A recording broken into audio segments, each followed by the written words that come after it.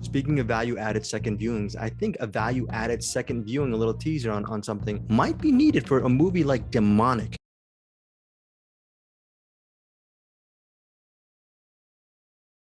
How is this possible?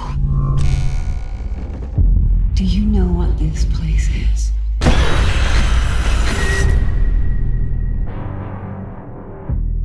Your mother, Angela, she's our patient. I've been out of touch with her for a very long time. Oh my God. Her mind is very active in the simulation. Simulation? She went on a homicidal rampage. This is your chance to ask her why.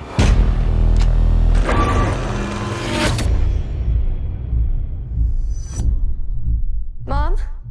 Carly, you have to go. You have to go. Guys, please let me out!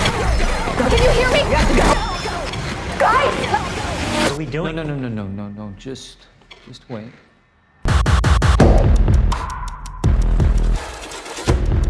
Are you sure that you haven't been having any hallucinations outside of the simulation?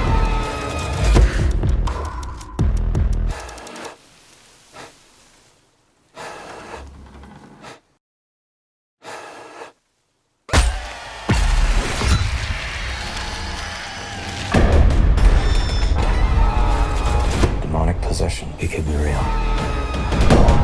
I can't do this. You won't end up like your mother. The Vatican has been funding a black ops unit, using priests like soldiers. Now that it's free, it won't stop coming for you.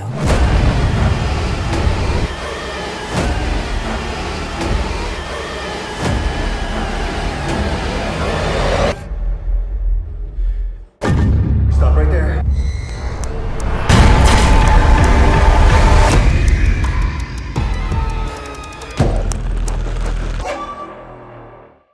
Again, it's directed by Neill Blomkamp, the director of such films as District 9, Elysium, and Chappie. Stars Carly Pope in the lead. Carly Pope, she plays a young woman who is, there's demons in her past regarding her mother's own criminal past. But what happens is there's this way for her to actually, rekindle this kind of connection with her mother via some kind of virtual reality tech system that she goes into. It's a weird thing. It's Neill Blomkamp. He's a lifelong lover of video games and that world. Okay. So you get a little bit of that into this, but this is different worlds. There's a supernatural world. There's a virtual reality world where she actually enters the subconscious of her mother, it seems. And both of them are captured in a video motion cap situation where it looks different than reality. And there's a big, it's called Demonic. There's a big demon somewhere within this universe. And there's definitely different layers. Caveat here, because we have to mention caveat every single episode. This is a low budget film. It was shot during COVID-19. And a little teaser, I'm so excited to see what Eric and Bruce have to say about this. Neill Blomkamp is a director who, other than District 9, which was a huge hit right off the box, movies like Elysium and Chappie, it seems to be, these are movies that are appreciated maybe several years in advance. And I want to know if maybe Bruce and Eric loved it from the get-go or hated it from the get-go, or if they do agree regarding that this is a movie that might deserve a second viewing. And maybe several years from now, we'll be talking about this in a different light. Eric Holmes, I'm going to start with you regarding Demonic. I know, again, you're a Blomkamp fan. How did you feel overall about this movie? I can't get into it too much because it would give away plot elements, but this movie kind of hit me on a real personal level. Also, the personal level, I don't really want to get into the butting heads between the mom and the daughter. There's some shit that went on with me that kind of hit home really close. So that was hard to watch, but in a good way, and knowing what the movie was going for. As far as like the visuals when they go into the virtual reality thing, right, that really creeped me out. It was kind of like PlayStation 2 graphics, but it was like real glitchy looking. Like she'd be walking away, but you see her head, and then the back of her hair would kind of catch up and like cover, like, you know, just weird little stuff like that. And the background was really pretty, but like with all that glitchiness, kind of gave it a little bit of I don't know, maybe just since it's called Demonic, I was assuming something scary would happen, but it kind of added to that whole, you know, horror stink, I guess. The acting, I'm not usually one to comment on acting because I usually think that people say bad acting when they mean bad movie. In this case, it didn't quite grab me, and I don't know where to put my finger on or where to put the blame on, but there were some line reads that felt a little off. But overall, as a concept in a movie, I really did like it, and then all the personal stuff really hit home for me. I think for me, there absolutely will be future viewings of this. And yeah, overall, I liked it. I've heard some bad things about it, and maybe Bruce will get into that. Yeah, maybe Bruce will, I don't know, but this is a weird one. I liked it. I will watch it again. I'll probably watch it a bunch more times. This doesn't quite hit the same highs as Chappie did for me. Probably a little better than Elysium and about on par with District 9 for me. But I'd say give it a shot, and hopefully a lot of people will. Bruce, I like this movie as well. I thought it was good for what it was, with its limited budget when it was shot. I liked ultimately the ideas a lot more than the actual execution of the plot. I feel like Neill Blomkamp was thinking on a whole different level thematically. And then when it came to the story, it wasn't as important as the overall universe and that he was trying to create. I still liked the movie, and I would recommend it with that special caveat. Now, there's been a lot of complaints about how there were a lot of shots taken in this movie, a lot of bad reviews regarding this movie.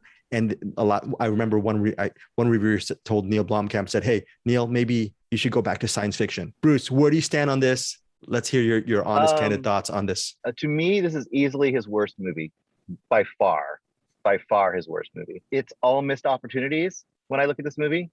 Like, I'm kind of with you guys as far, like, I'm with Eric as far as, like, I like this kind of virtual reality world, the idea of going into it. I like how it's all glitchy and it is kind of creepy, but then they don't really do anything with that. Like, literally goes in there, and multiple times her mom will say, "Get out of here. This is dangerous. Don't be in here." So to me, it was like, so it's kind of the equivalent of if you were doing like a Nightmare on Elm Street movie, but you don't have anything happen in the dreams. Like, you just go into the dream world, and then you get out and everything happens outside of the dream world. The whole point of this movie is this kind of alternate reality world, and how that could have been used in like a billion ways, because anything can happen in there. And I could imagine so many things happening there that didn't happen. But even if you love that stuff, most of the movie isn't that stuff. I wish more of it would have been kind of playing with that science and playing with who the scientists really are, which we're not going to talk about. I would have liked to have seen a lot more of that. There are multiple times in this movie where the stuff I wanted to see happened off screen. Like, we'll encounter people, I'm not going to say who, we encounter people who have died or almost died or have had a big battle. We don't see the battle. Like, well, show me the battle. I mean, I understand it's got constraints maybe for the budget and stuff, but then don't make it. If you can't make the movie you want to make, just don't make that movie. Make something else. I kind of agree with Eric. The acting was a bit awkward. I don't know if that was the script as much. Her friend especially was just like this cheery kind of friend out of nowhere, except for one scene, and that was just, yeah, no. This movie. Oh, and there's a magical item that pops up towards the end too. That was really cool. No, it wasn't really cool. It wasn't really cool. This sounds like a very not recommend for you, Bruce. No, this is not a recommend. This is one of those movies that didn't know what it wanted to be. Like, did it want to be an action, almost over the top B movie, which is what some of the stuff at the end kind of implied. It had a monster that was frankly kind of ridiculous and didn't do anything either. It popped up in a couple scenes and had no effect really on the story. And then it had the science side, which could have been a whole movie. I think one of those two could have been a whole movie that could have been good, but as it was just like I said, missed opportunities across the board. So you're saying Demonic still has a chance, right, Bruce? It's still got a chance. No. This is like a sad. It's sad. It's sad. Eric Holmes, you're gonna say. I will say the monster at the end is pretty awesome. Oh, You don't even more see of them. Oh yeah. Wow. Yeah, I like the doesn't monster. do anything. You see enough of it, I think. But there was one part early on that was kind of bugging me, that because she's in the virtual reality, and then like the scary stuff happens, and so like just practically you'd be like, well, just get her out. And so I didn't quite understand what the stakes were, but then they figure that, like, all the big problems I had with the movie eventually I think they iron themselves out and explain themselves. So she's gonna go down that tunnel thing. It's like, oh, that's dangerous, but this is a video game, so they can pull her out whenever they want. But then you figure out maybe not, and then why not is god damn. We'd have to do spoilers for me to go into. Did we mention her guy friend and the giant ridiculous exposition dump in his little hidden room? How do you like that? But yeah, all that stuff, and I'm talking about, there's a big thing that happens with the scientists in the second half of this movie. Not going to say what it is. All that stuff is like prime over the top B movie stuff, but they never committed to that either. You know what I mean? Like, they could have really said, we know this is ridiculous, we're going to really have fun with it, but they kind of tried to play it serious, which made it ludicrous. I think that's the problem. Okay, so that is a not recommend for Bruce. Yeah. I recommend Demonic. Flawed film, but it has a lot of ideas going for it. A lot of balls up in the air. I think a couple of these hit, and Eric does recommend it. Final thoughts on Demonic from you, Eric? Final couple things. Unfortunately, I think a lot of people will probably be in Bruce's camp, but I still think there's more to be dug out of this one. And I wouldn't say this is the worst one. I'd say that's Elysium, but I still like Elysium. So it's okay. This is, for me, this is on par with District 9, which I also like. And whether you love it or hate it, I still stand by what I said last time. I'm glad he's doing this instead of Alien 14 or Avengers 17 or whatever it is. A hit and a miss on an original idea is better than a sure thing for a franchise movie.